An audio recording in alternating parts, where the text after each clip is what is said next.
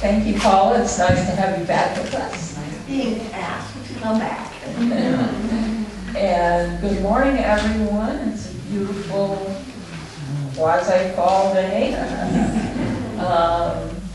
And a good day to see all your bright, smiling faces.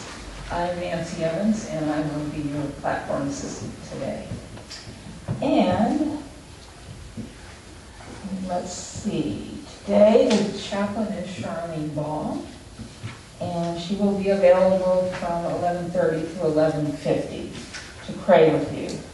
And there are treats and coffee, as always, after the service. All right, so take a moment to just center yourselves, maybe close your eyes. Dear God, I thank you that healing is a constant activity of the God life within me.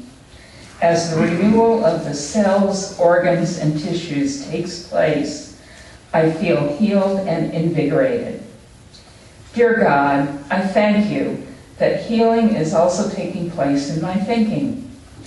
Help me replace negative, unproductive thoughts with images of wellness, prosperity, order, and love. I accept healing of my whole being, my total self.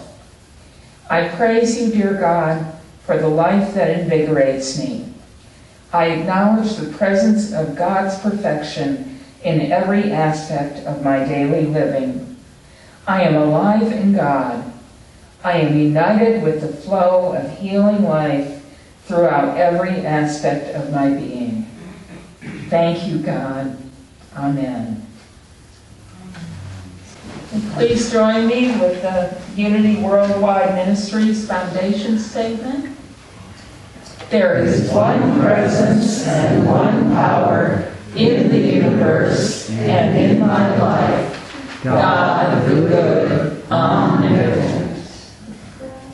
And the Unity Church of Ames affirmation. Through the Christ Spirit in us, we create a better church and a better world. So be it. And now Steve Noel will read the daily word for us.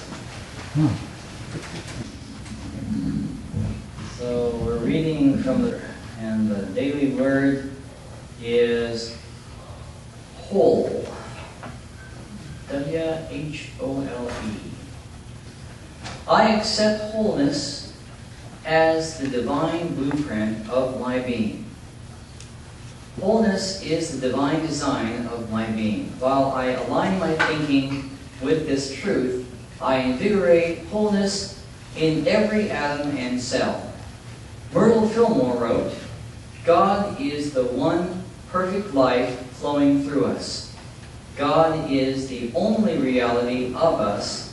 All else is but a shadow. I focus my awareness on patterns or beliefs that are not part of God's will for me. I bring negative self-talk and doubts out of the shadow and release them into the light of transformation. Releasing lifts my consciousness to a new expectancy of wholeness. I speak words of truth, love, and gratitude to my body. My whole being, body, mind, and spirit, responds to divine life. I am renewed. And from Scripture, if then your whole body is full of light, with no part of it in darkness, it will be as full of light as when a lamp gives you light with its rays. From Luke 11, verse 36, the word for today is whole. Thank you, Steve. And now we will have Deb will share the lesson, Unity and the Healing Path. Good morning. Good morning. After singing all these affirmations, you ought to be feeling better. Is everybody feeling a little healthier, a little More vibrant, alive. Good. Me too. One of the things we forgot to put in the announcements is we are also doing prayer flags this year. And Sue and Todd went out and just strung them up between the tree and the sign. And so they're up there from last year, and out in the book nook is a table. Please go and make one so that you can put a prayer intention on that for this year. So they're flags, they're markers. You can write a prayer intention and put it out on our peace flag clothesline. We're not drying our clothes, we're not airing our dirty laundry, we're airing our prayerful intentions. Good morning. Good morning. So this month we are doing a whole month of healing, a whole month of exploring Unity's gift of healing to us, because that is the beginning. That's how it started, with healing. And today we're going to look at physical healing and Myrtle's journey with that. Next week, and in the coming weeks, we're going to look at spiritual healing, mental healing, psychological healing. There's a World Day of Prayer service. I've invited ministers from other traditions to join us, so they will be here sharing prayers of healing from the Jewish faith, as well as Reverend Kent McCusick from the UU Fellowship. So I think it'll be a lovely evening. And the chaplains helped me put it together, so this is like inspired during our chaplain meeting. And then the panel of Unity ministers with your questions, so please do write those questions and stick them in the offering bag. And if you didn't get one after church and hand it to me, or just leave it on the table out in the book with the prayer flags. So, and if we have any online followers and they want to also send us a healing request or questions, please do, because I know there are people who watch this and might be seeing it, so they can post that on our Season of Gratitude or Unity of Ames Facebook page. So, we are unleashing the power of healing here at Unity Church of Ames in the month of September. Do you feel it? Feel that healing energy beginning to flow into our community? It's interesting to me that in the Christian scriptures and in the Hebrew scriptures, both of the testaments of the Bible, there are many stories of healing. Many, many stories of healing. What attracted people, the followers of Jesus, when he was alive was the message, he's healing people. Show up, follow him, find him. He's healing people. That whole healing process was huge, as they say. It was really an energy that gathered people together, and they were attracted to it. And what is so interesting to me is in the course of the evolution of Christianity, somehow we moved away from this energy of Jesus as healing to a consciousness of Jesus as saving. And I don't know when it made the shift, but gradually it made the shift away from healing to that energy of saving. And remember those jokes in the 60s? Jesus saves, green shield stamps. You guys remember those? Jesus saves, regal stamps, right? And the issue for me is, I don't really want to be saved, I want to be healed. Right? I want to be healed at depth. I want my heart and my head to be in the same plane and in alignment with that higher self. That's what I am wanting. And even Myrtle Fillmore, who grew up Methodist, she was a good Methodist, but in her religious practice, healing wasn't the focus. And so that wasn't something that she called upon in her journey with tuberculosis. She developed tuberculosis, and it plagued her throughout her adult life, if you know the story. And she and Charles actually lived in Manitou Springs, Colorado area because they thought the mountain air would be better for her in Colorado. And so then she would go through periods where the disease was in remission, and then it would come back full bore. So it was this chronic journey of a chronic illness and a consciousness that said, I'm just not a healthy person. I'm just not a healthy person. So that when Myrtle went to this lecture in Kansas City in 1896, here she was, living in Kansas City with three children. Charles, a husband who was in real estate and not the best realtor, the most successful business person, right?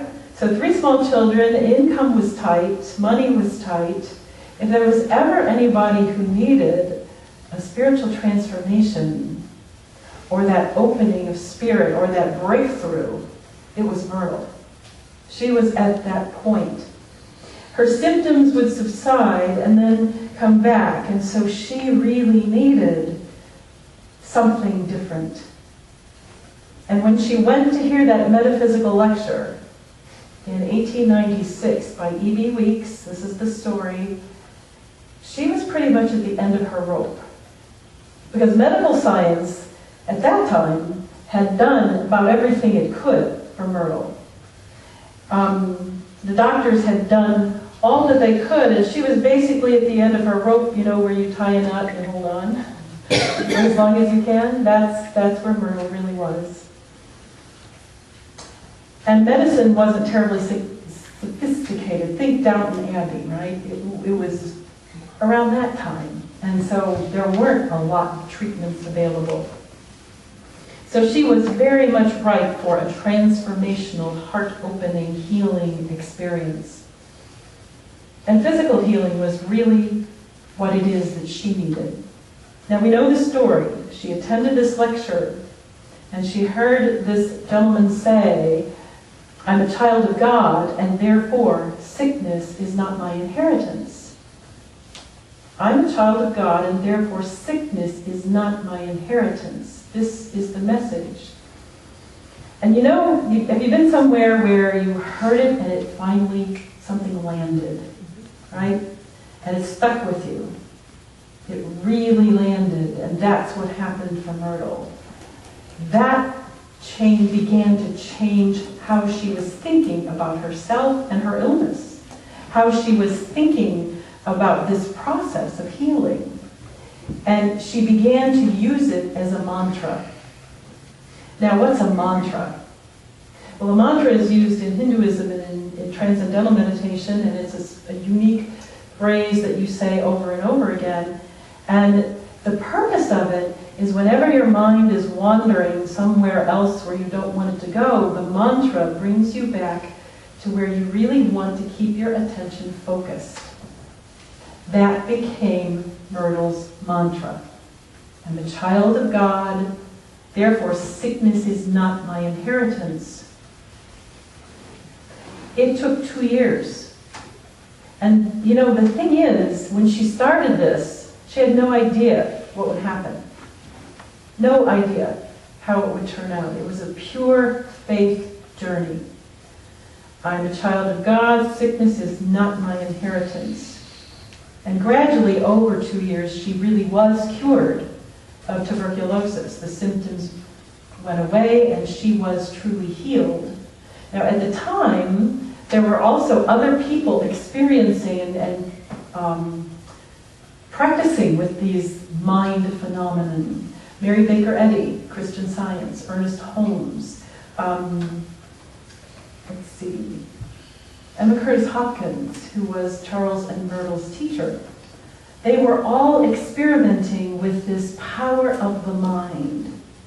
Sally made jokes about Western medicine, and really, it's true. Eastern medicine has never had that separation of mind and body, right?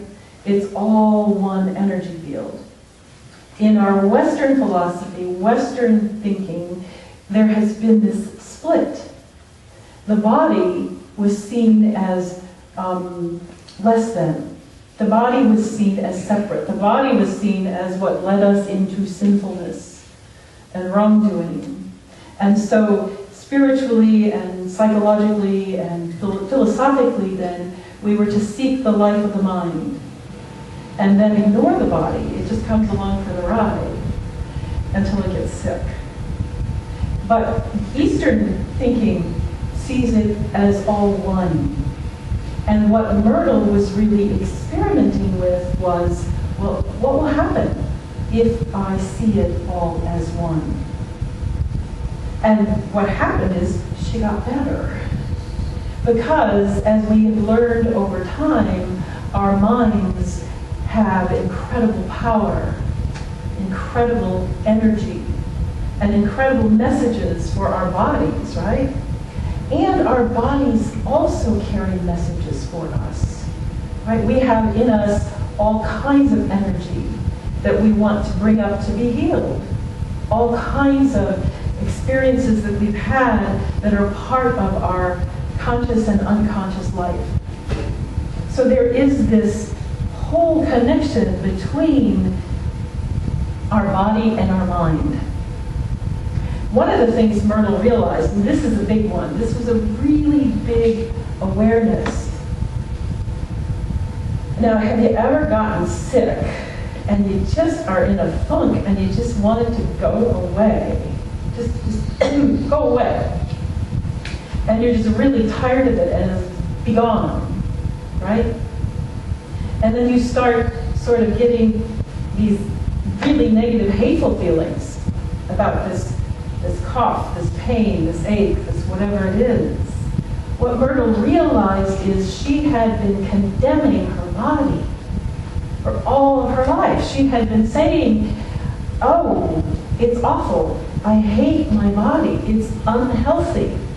And that condemnation had been what was contributing to sustaining this concept, this mental picture of herself as unhealthy. And when she realized that, that was a big aha. She began making amends to her body, that every little cell in my body beginning to say, thank you. Thank you to all the organs of my body. Thank you to my eyes. Thank you to my liver, my kidneys, every organ of my body. Blessing it and thanking the cells of every part of her body. That was a radical transformation. And you know, when you feel really crappy, it's hard to do that. And during the bout of the 2-year period where she was healing, she would stay up all night rather than lie in bed and give in to the disease. The family would go to sleep. She writes about cleaning the house, staying up all night, saying her mantra, and blessing her body. Now that is courage, right? That is tenacity. That is hanging in there with God. And she realized, and what we have to stop and realize is that healing is as much letting go of all the negativity as it is inviting spirit and the positive energy. We sometimes like to just focus on the affirmations, right? I'm a child of God. Everything's wonderful, beautiful. But the reality is she spent just as much time letting go of the self-image and concept she had of herself as a sickly, unhealthy person. That's really important for us to realize. It reminds me of the movie Phenomenon. Did anybody see that movie? Remember it? John Travolta. I love John Travolta. He's such a character. This was in 1996. Okay? 100 years after Myrtle, here's E.B. Weeks. John Travolta is he's a auto mechanic. Ordinary guy. He celebrates his birthday, has a big party. Well, the first thing you have to realize is he's got this garden, like our beautiful garden, except that he is at war with a rabbit. And the rabbit keeps eating the produce. Now, he is a determined man, so he has built a fence like ours, only he's put a foot down into the ground, right? He is going to get that rabbit, keep that rabbit out of the garden, and somehow it never happens. The rabbit is just there eating the produce. Well, he has a birthday party, and after that, he goes out in the street on his way home, grateful to everybody, a little buzzed, I think, and he is hit with this bright white light, and it just knocks him flat. And when he gets up, he's like, what happened? And all of a sudden he realizes he is amazingly intelligent. Amazingly intelligent. And you know what the first thing he realized? He had trapped the rabbit in the garden. The rabbit was stuck inside the garden. And he called a friend, I now know what the problem is. I'm going to go home and open the gates. And in the movie, he sits there all night waiting for the rabbit to escape. And it does. Would that we could be so clear about what our rabbit is, right?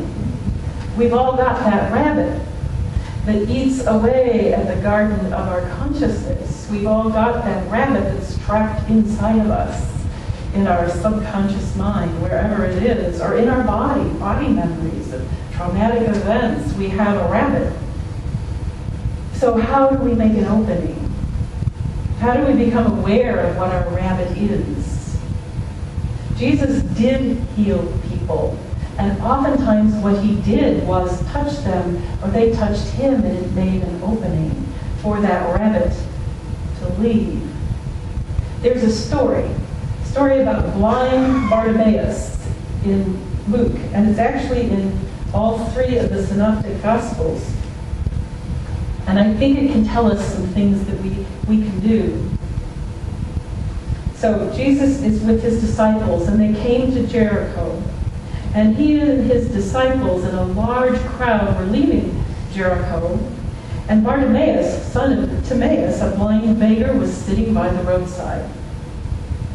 When he heard that it was Jesus of Nazareth, he began to shout out and say, Jesus, son of David, have mercy on me.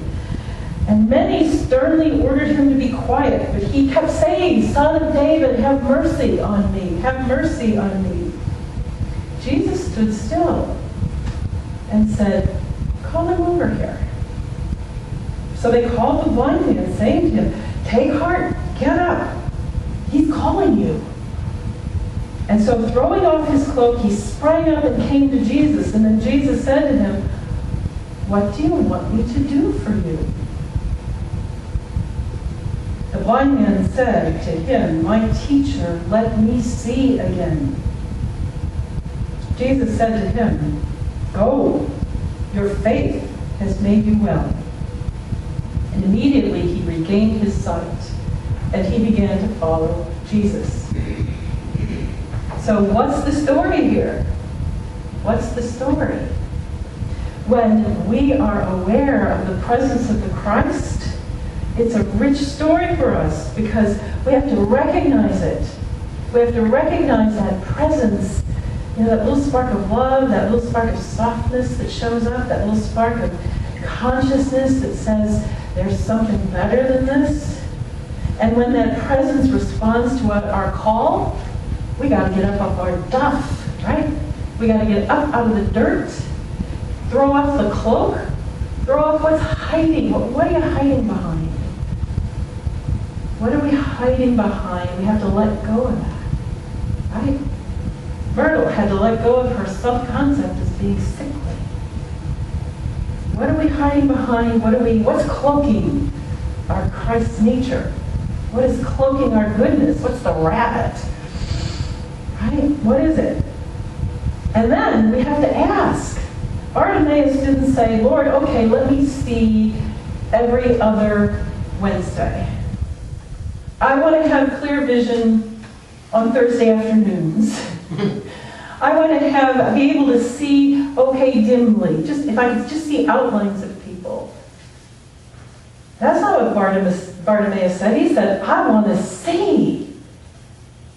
So when we want this rabbit to be gone, we have to claim it. I want wholeness. I want health. I want healthy relationships. I want prosperity.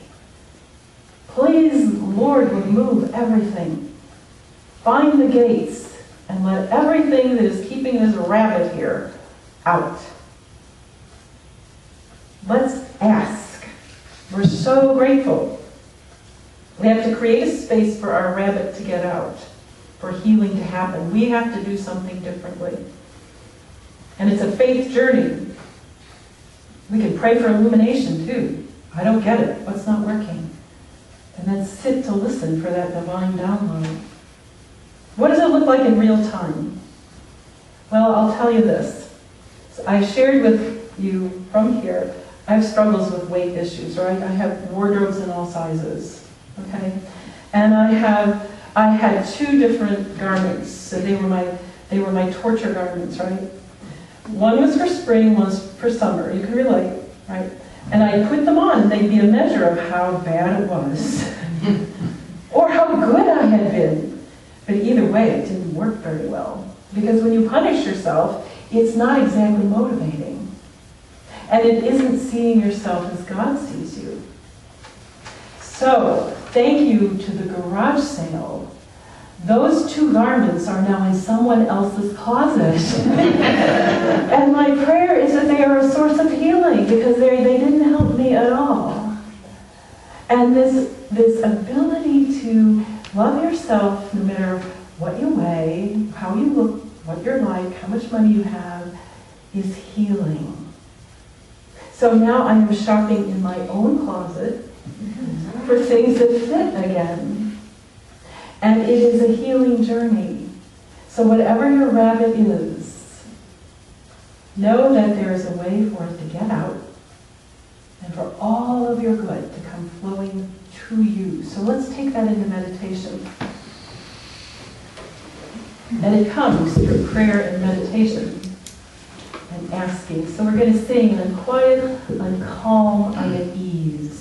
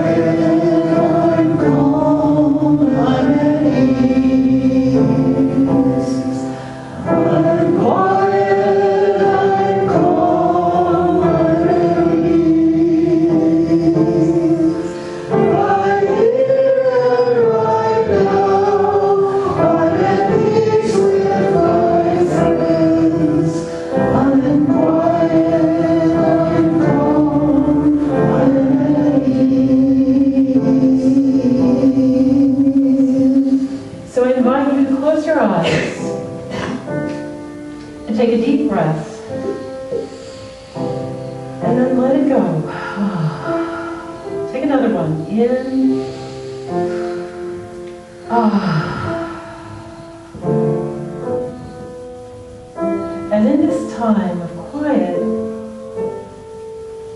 call to mind whatever it is that is your rabbit, the rabbit that is eating away at that sense of peace and calm and ease.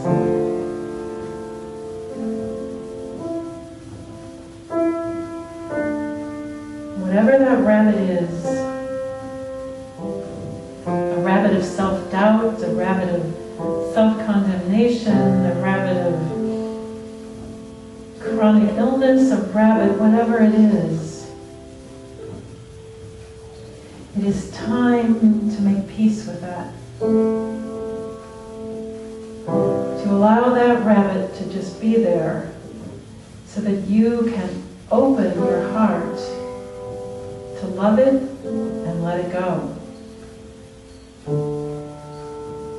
Because when we keep hating it, we hold on. We hold on to it. So we're going to just breathe again in and allow the rabbit be there, and then to just go. We hold a space knowing that whatever gate in our heart seems to be unmovable is softening and opening to let it go. So let us take a moment now and just be in the silence. And be in that place of just being willing to let it go.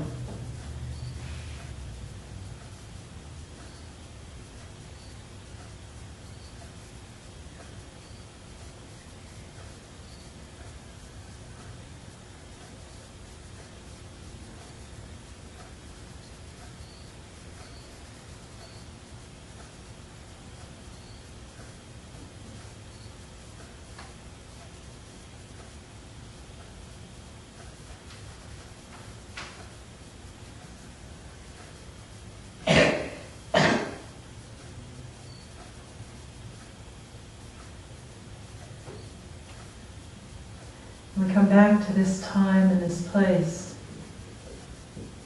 refreshed and restored. Jesus said, all these things that I do, you also can do.